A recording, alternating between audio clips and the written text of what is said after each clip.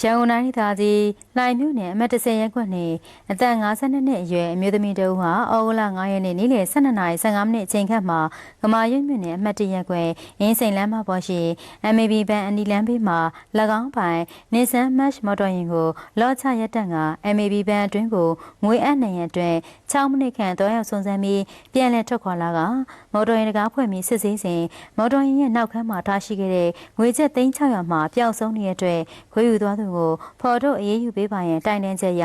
ကမာရွတ်မြို့မရဲစခန်းမှာပ152မြင်းဆောင်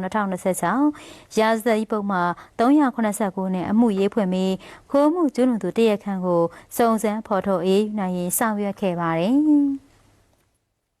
လုံခြုံရေးတပ်ဖွဲ့ဝင်များက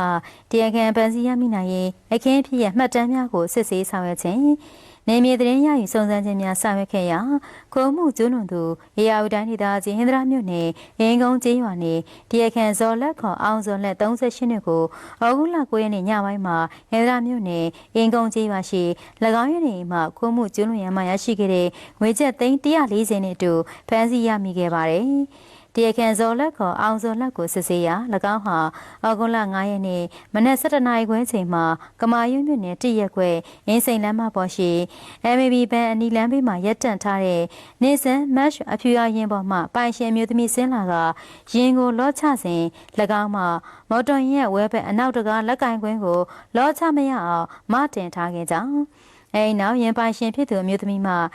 MAB ဘန်ကိုတွားရောက်နေစဉ်ရင်နောက်ခန်းအတွင်းရှိငွေကျပ်3600ကိုခွေယူခဲ့ခြင်းဖြစ်ကြောင်းဖော်ထုတ်သိရှိရပါတယ်။တရားခံဇော်လက်ခေါ်အောင်ဇော်လက်ရဲ့ထွက်ဆိုချက်အရတသေခံပစ္စည်းများသိမ်းဆည်းရမိရေးဆက်လက်ဆောင်ရွက်ရာ